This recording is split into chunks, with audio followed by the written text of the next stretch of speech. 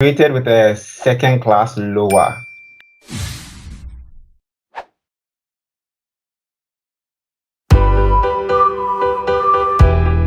We were going to discuss, the fact that you have to explain why, if possible, explain why, you didn't perform so well in your undergrad. Yeah, I just wanted to make a quick point before I stop sharing my screen. And, obviously, if you are coming in applying with a grade that is not, that impressive, obviously there'll be questions in the heads, in the minds of, whoever is reviewing your application. So you are better off, you know, you are better off owning your grade and possibly explaining why you got your grade. So this is an example of how, owning my grade and explaining why I got that grade worked for me, right? So in this paragraph, you see that I talk about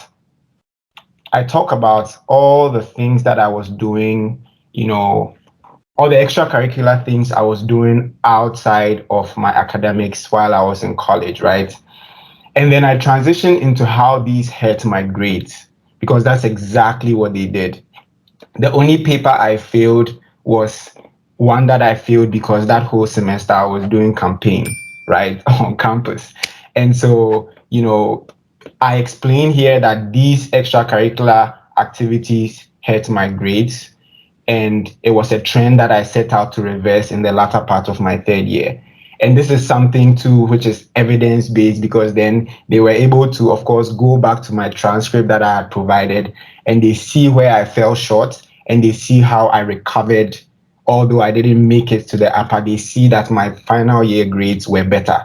So it's like the story raises no red flags, it's very coherent, and there's no inconsistency. So this is just to let you know that if you are able to own any failure, quote unquote, if you are able to own your bad grades and possibly explain them, that could really work out in your favor. Thank you, Alfred, for highlighting this. I also think it's very important that we own our failures or our wrongdoings because by owning it, like, you're actually accepting responsibility for your actions. And at the end of the day, it's like, how do you recover from it, which you actually explained. And some of the things that you could also attribute your bad grades to was maybe illness or poverty or like even excessive work, because sometimes you are working too much because like you need money to be able to fund your school and all those things. And obviously you can't compare somebody who is studying full time and somebody who is studying and trying to work. It could be family problems, you could have lost a loved one. Like, one thing I've also realized is when it comes to out of Ghana or abroad, as we say, people are more understanding. Like in Ghana, people don't understand that like because you are working, you should have bad grades. They feel that you should be able to do everything, but they do understand that we are humans and we have shortcomings. They do understand the fact that because maybe you are ill, you are not able to succeed. Maybe because you lost a family member, like the grief is not able to give you the capacity to be able to function fully. So I also think it's very important that you own it. Like, you should be able to say it in a positive limelight. This is what happened, but what maybe through this, I was able to develop certain soft skills, which are very important. The soft skills is also an important aspect of your graduation. So maybe you were not, like for you, Alfred, you were able to recover, but maybe you were not able to recover from it. But you should be able to tell, like, what did you learn from this experience? That's what matters. That it's like, yeah, it happened, so what, like, what did you gain from that? So I think it's also a very important aspect of that. And the next point I want to talk about is what most people are scared of or afraid of. That's the GRE or the TOEFL or the IELTS, the English proficiency exams. I get a lot of messages from people telling me that, like, do you know schools where you can apply without GRE or IELTS? Like, and I don't know why people are scared of this, because like for me, I feel that I wrote a GRE, I never used it. I've never written the IELTS yet, but it's something that I plan to write in the future. I think that if you have low grades. I think this step is very important because it steps you apart. There might be some schools that might not request for it, but once you write it and you get very good grades, just don't write, but write and get very good grades. It also shows your academic capacity. It's not the exams is not in line with the program you studied. It's just like critical thinking, reasoning, and all those things. So once you write it and you have good grades, it shows people that, oh yeah, this girl did not get good grades, but he or she is able to get good grades in the IELTS or the GRE. The IELTS is just for your English proficiency, but it shows that you're a committed person. It shows that once you are given a chance, you'll be able to make it. So like I will advise and suggest that, yeah, it costs money, but if you don't have a really impressive grade, I would advise that you take time and learn very hard for these exams and get good scores. For the IELTS and the TOEFL, there are some schools that are willing to waiver if you are from a country that speaks English. But if you have the money, I would advise you write it. Yeah, I would totally agree with you. And that was actually my strategy. So for me, for many of the schools I applied to, TOEFL, IELTS were not required, but I knew I was going to take the TOEFL because I had to compensate for my low GPA, right? And so that's definitely something you want to take advantage of to boost your grades. And I feel like that's probably one of the lowest hanging fruits because it's easy to get a good grade in TOEFL, IELTS. GRE is probably a different story, but IELTS, those English tests are things that are really within your reach if you give yourself time to prepare, right? So I always tell people, this whole process is complicated and draining enough. So if you are going to do it, you might as well just do it big and do it well and do it once. Go And big. yes, go big, or go home, as they say. Exactly. Go big or stay in Ghana And or and whichever country you are from. exactly, and you want to, like I said, it's a grad school or schooling abroad is a big decision. It's a big Commitment. commitment, and it's also something that potentially could be extremely rewarding, right? So I feel it's worth the discomfort, it's worth, the energy drain, it's worth that additional money to, and that additional time to really take your time, plan ahead, take these standardized tests, give yourself time to study them, apply for not just one or two schools, but at least 4 to 5 schools.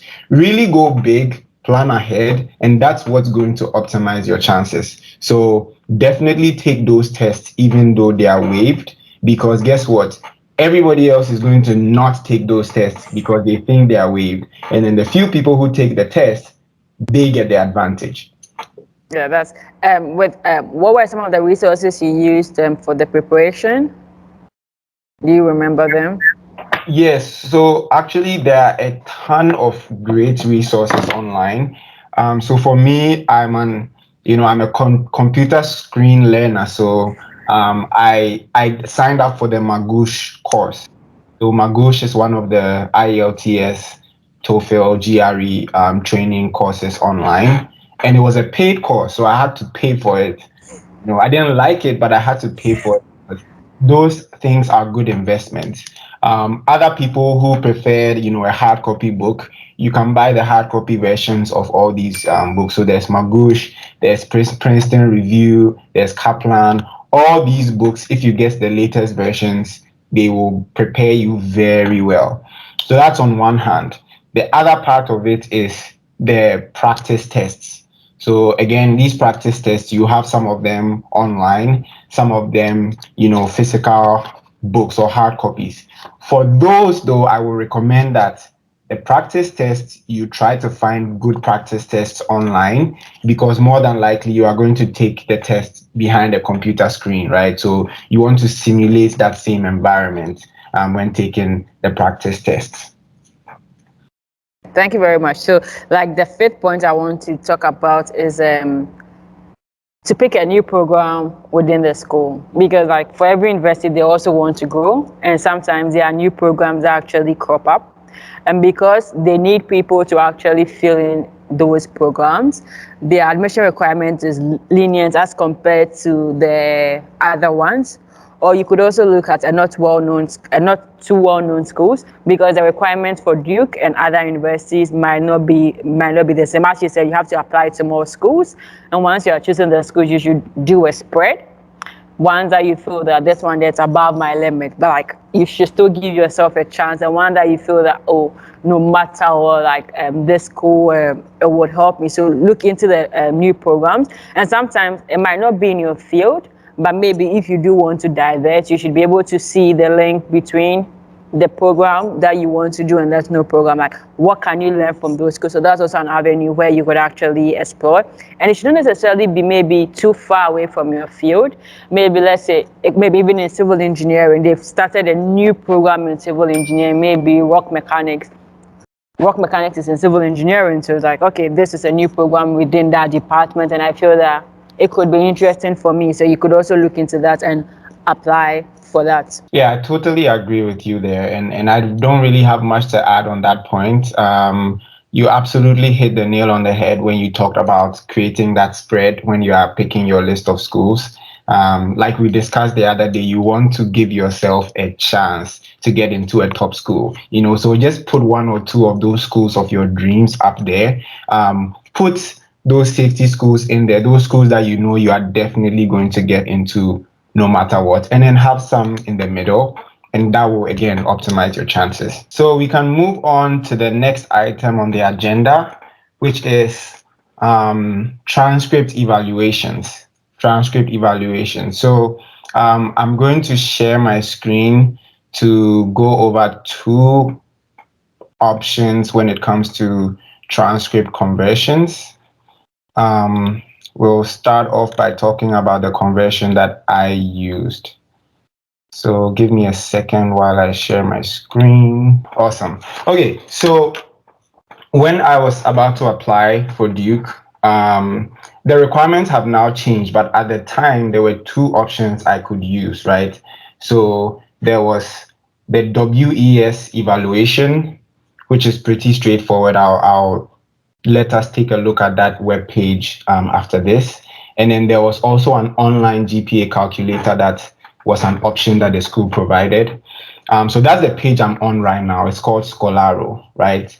So this is something that, I want people to take cognizance of, because, our grading system in Ghana sometimes puts us at a pretty bad spot when we are converting our grades.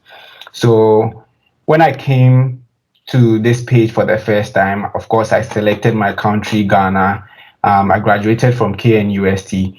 And so I was supposed to, according to this site, you have to put in the name of your course, let's say whatever the course is, put in the number of credit hours, and then put in your grade, right?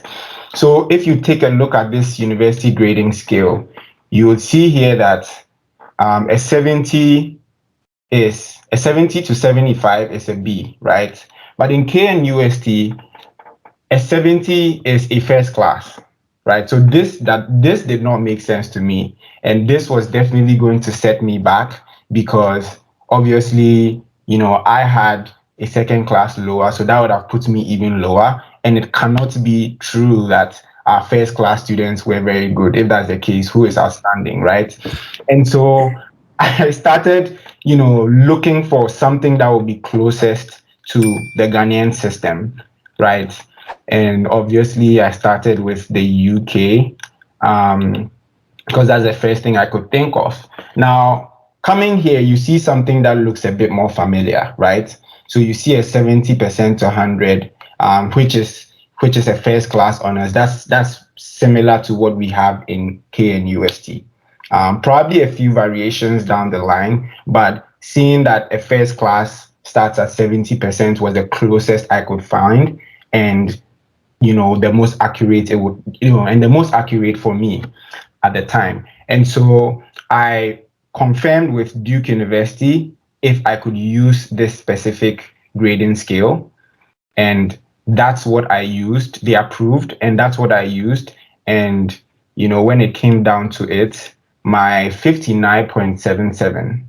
A bit shy to say it, but my second class lower came down to a 3.14 GPA, right? So this is the report that the website generates. Basically, you put in all your grades and it converts everything and gives you a GPA. So this was my GPA, and then I sent these documents to Duke University and specified the scale that I used, since the scale was approved by Duke University itself. So this is a quick note on conversions, especially when you have chosen a scale yourself. You want to choose a scale that is going to give you a fair chance. If you choose a scale that has first class between 95 and 100, then you absolutely have no chance. Now I'm going to move on to the other option, which is the WES service. This service is pretty straightforward. So what happens here is that you basically submit your transcripts to them for an evaluation. I think you pay a fee, and then they generate a report for you, which is a conversion to the country that you are trying to go to school at. And so this really straightforward. They handle the conversion, they decide the scale and everything. So that's a general overview of these two options, and I believe there are several different transcript conversion options available. So that would be it for me, Barbara, on this topic. Okay, and thank you very much, Alfred. So, with regards to the evaluation, most schools have the kind of evaluation they need. So, it's also important to confirm with the university website. And also, like, I just want to, when you were talking that you had a 3.1, I was checking something and I want to show people. So, as you can see, like a 3.1 is on a 4, it was on a 4.0 scale, right? It was 3.1 over 4. Yes. Okay, so a 3.1 is actually a B. Okay.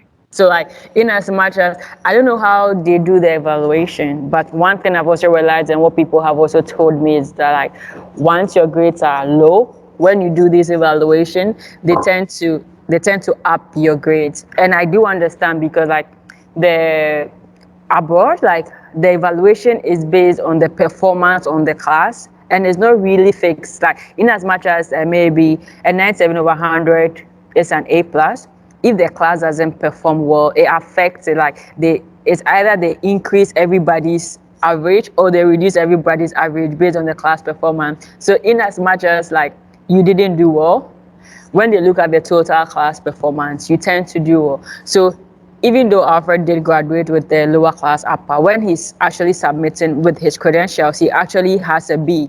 So for people who have low grades, like, I do suggest that you look into this evaluation, because almost everybody I know who has done this evaluation, it tends to increase your grades. Well, I've not heard from somebody whose grade got reduced, but it's actually a very good first start for you to explore. And it's not free. Well, you said the scholar was free, right? At the time, it was free, but I'm not sure about right now.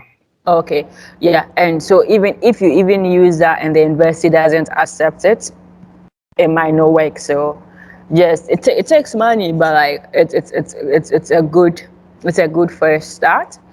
And also, one thing I also want to continue with is, like, for people who are looking at going to grad school for academic masters, like research masters, one of the things that can actually set you apart is to have publications. In Ghana, I don't know how it works in other African countries, but the chances that after your undergraduate degree, you do have a publications is very slim.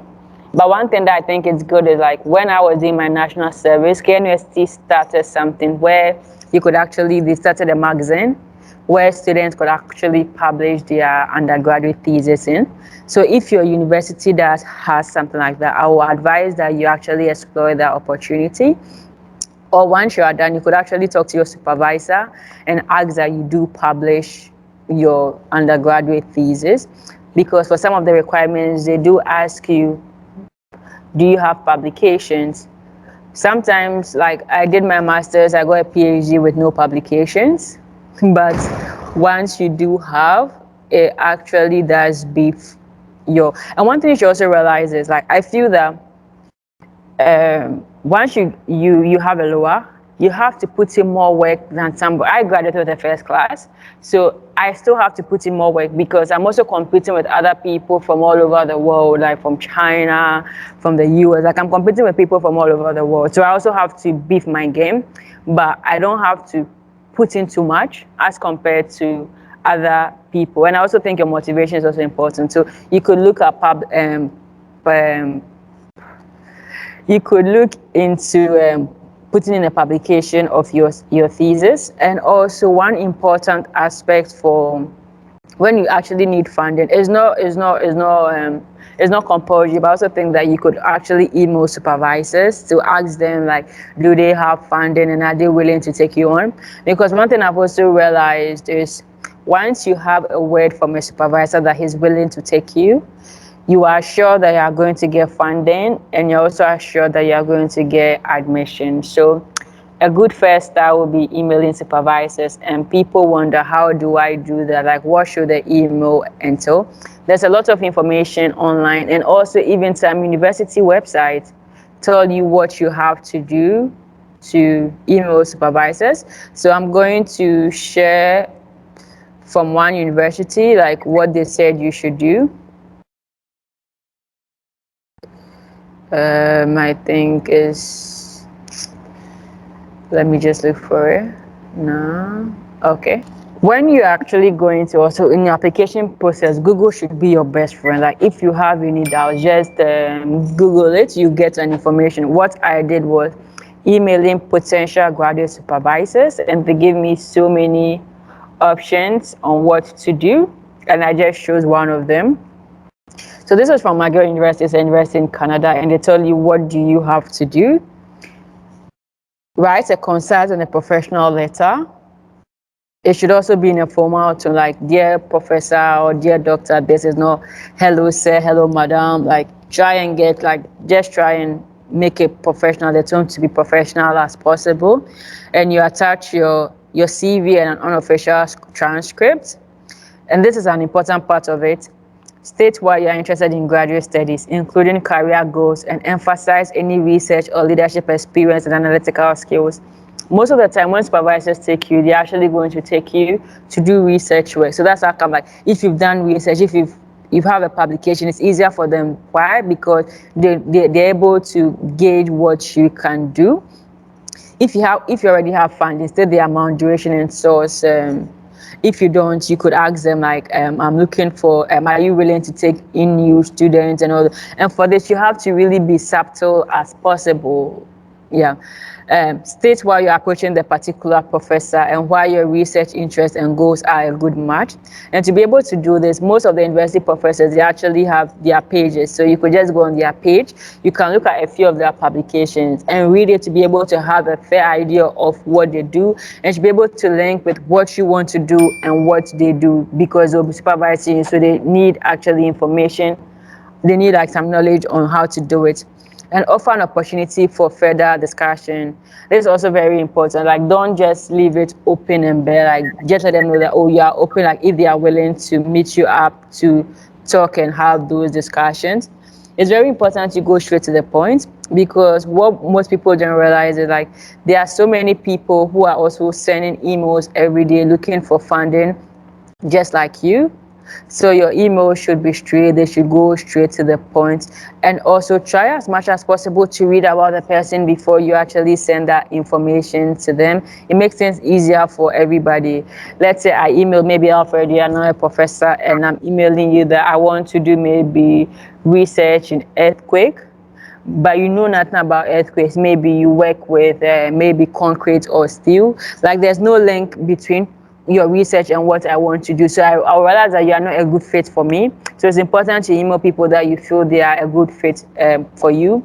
And lastly, I will talk about like before Alfred, maybe you could end with what you want to say, is to take another degree and improve your grade. Maybe you've tried all these steps, but it's just not working for you.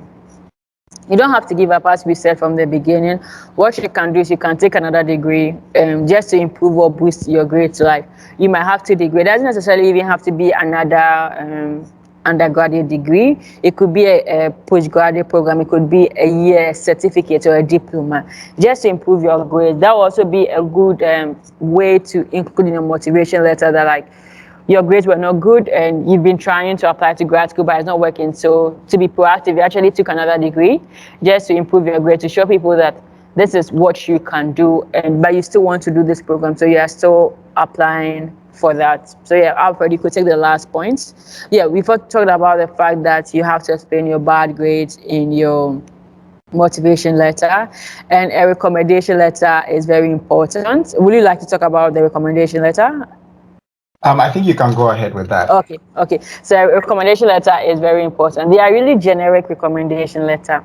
I would suggest that you don't go for a generic recommendation letter, because you already know that you have to compete with other people. So you need somebody who really knows you and who is willing to write a good recommendation letter and a good compelling letter for you.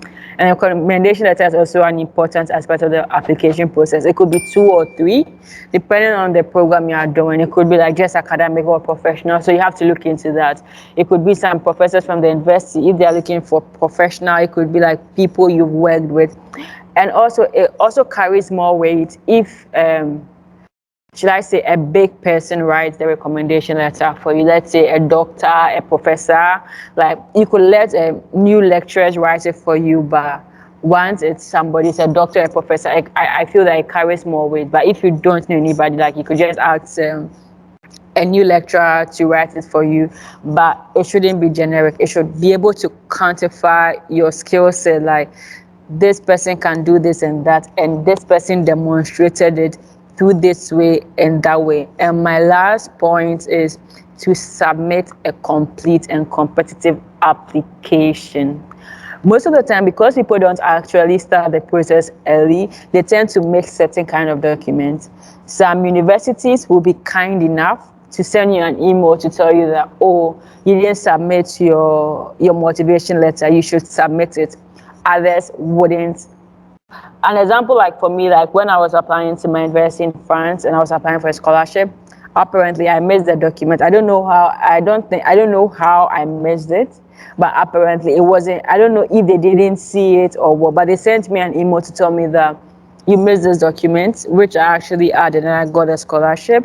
But you might not be so lucky. Some universities will just, because the documents is not set, like, you are just ignored from the whole set.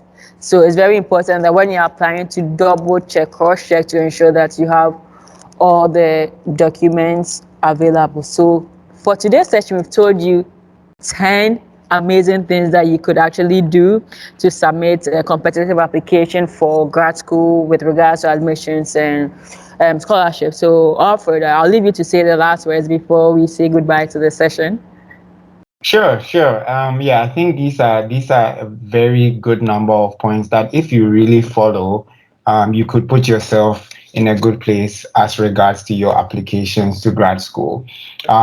Like we've been hitting on throughout, it's all about the planning. It's all about giving yourself time. Ideally, probably a year before enrollment, one whole year before enrollment, actually making sure that that is when you are starting your plan, and then mapping out everything you are going to be doing throughout that application period. And if you follow these steps, like I said, you will definitely be smiling at the end of the year, with multiple offers to choose from, and that would be a great feeling. Okay, thank you very much. And Alfred, I remember one time we were talking, you talked about the fact, like, communities that helped you, that had all those information. Could you highlight that point again? Yes, so there's a website called Yocket, yocket.com. It is one of the few online communities for grad school applicants. So that was one website that helped me a lot when I was applying to college. It's you'll find that I think it's an Indian website, but you'll find that there are a lot of grad school candidates on there applying to several different schools, sharing several different tips on the application processes and how to increase your chances and all of that. So you can definitely find a lot of good people to connect with to help you through that journey.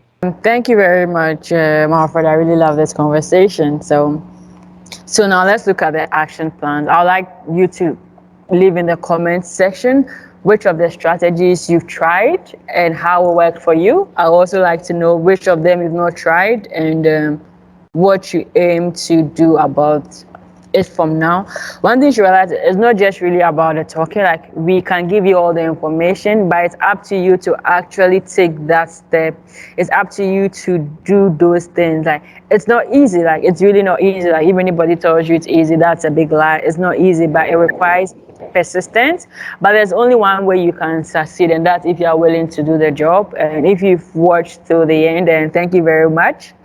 And if you've not subscribed, if you think this video is really helpful to you, like it and share with other people who might find it useful. And thank you very much. Until we meet again, it was a great session. And thank you, Alfred, for willing to do this. Till we meet again.